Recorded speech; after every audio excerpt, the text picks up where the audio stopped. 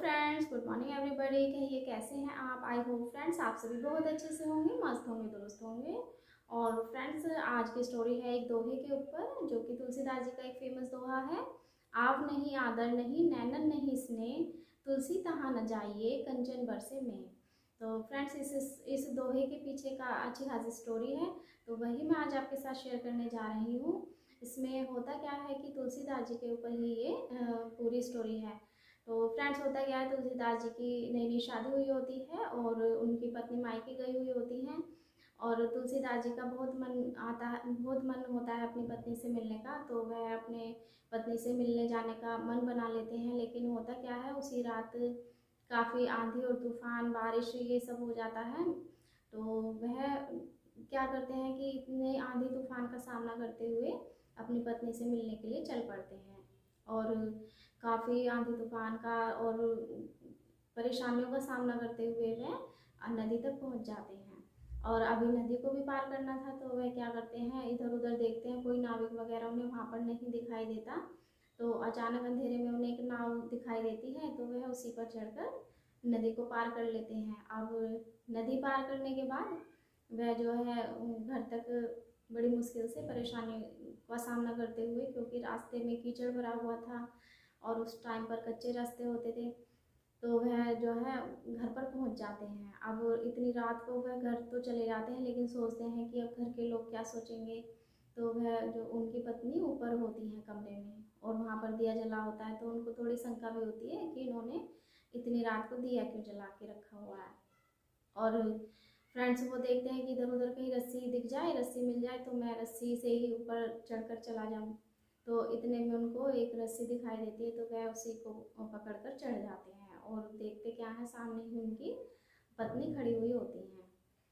अब उनकी पत्नी ने जब उनको देखा और उनको मतलब बहुत बुरी हालत में देखा, उन्होंने उनकी हालत को देखा, तो उन्हें उनके ऊपर बहुत ही ज़्यादा गुस्सा आता है, क्रोध आता है और उन्हें बहुत ही ग्लानि महसूस होती है। तो उसी टाइम पर वह यह दोहा बोला गया है। तो सामने उनकी पत्नी होती है, तो उनकी पत्नी को उनकी हालत देखकर और उनके मतलब जो बुरी हालत हुई होती है उसे देखकर उन्हें बहुत गुस्सा आता है और बहुत ही ग्लानि महसूस होती है, क्योंकि उनकी पत्नी भी एक बहुत बड़ी भक्त थी। तो उसी टाइम पर वो अपने पति को, तुलसीदास जी को लानत डालती हैं और उन्हें बहुत ही समझाती हैं। और क्योंकि वे भी बहुत बड़े भक्त थी, तो उन्हें इस बात का दुख होता है। तो उस टाइम पर वे उनको बोलती हैं कि इतनी परेशानियों का सामना करके आप मेरे लिए आए, यदि आप इसमें से थोड़ी सी भी परेशानी भगवान के लिए सहन करते, तो भगवान आपके सामने आकर के खड़े हो जाते। और फिर वो उनको समझाती हैं, कहती हैं कि आप प्रेम में इतने अंधे हो गए कि आपने ये भी नहीं देखा कि आप क्या कर रहे हैं। तो इस पर तुलसीदास जी बोलते हैं कि क्यों, ऐसा क्या हुआ। तो वह उनको लेकर के जाती हैं पीछे नदी के पास। तो जब वो नदी के पास जाती हैं, तो वह उन्हें दिखाती हैं कि देखो यहाँ पर कोई नाव वगैरह नहीं थी, और जिसे आपने नाव समझा वह एक मुर्दा था, और उसी को आप नाव समझ करके आपने नदी पार की। फिर उसके बाद वह उन्हें घर लेकर आती है कि देखो, जो जिसे आपने रस्सी समझ के आप ऊपर छत पर चढ़े थे, वह रस्सी नहीं थी, वह एक सांप था। और आप इतना प्रेम में अंधे थे कि आपको कुछ भी नहीं दिखाई दिया। तो इतना प्रेम अगर आप भगवान से करते, तो भगवान साक्षात आपके सामने आकर खड़े हो जाते।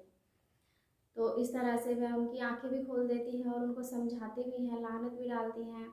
तो इस पर जो है तुलसीदास जी बहुत ही दुखी होते हैं और उसी टाइम पर उनके मुंह से ये दोहा निकलता है, क्योंकि वह तो आए थे अपनी पत्नी के लिए थे, लेकिन हुआ कुछ और ही। तो उस टाइम पर उन्होंने यह दुआ बोला कि आव नहीं आदर नहीं नैनन नहीं स्नेह, तुलसी तहाँ न जाइए कंचन बरसे में। यानी कि जहाँ पर हमारा इज्जत और सत्कार ना हो, वहाँ पर हमें कभी नहीं जाना चाहिए। कि मैं तो इतनी परेशानियों का सामना करके आया और यहाँ पर मेरा कोई भी इज्जत सत्कार नहीं हुआ। तो फ्रेंड्स मोटिव यही था कि मतलब हमें लिमिट से ज़्यादा भी किसी भी चीज़ को नहीं करना चाहिए, इतना भी प्रेम में अंधा नहीं होना चाहिए कि उसमें हमें कुछ भी ना दिखाई दे। तो फ्रेंड्स आपको स्टोरी कैसी लगी, इसके लिए मुझे ज़रूर बताना, और ऐसे ही नई स्टोरियों के लिए मेरे चैनल को सब्सक्राइब करना बिल्कुल ना भूलें। Thank you.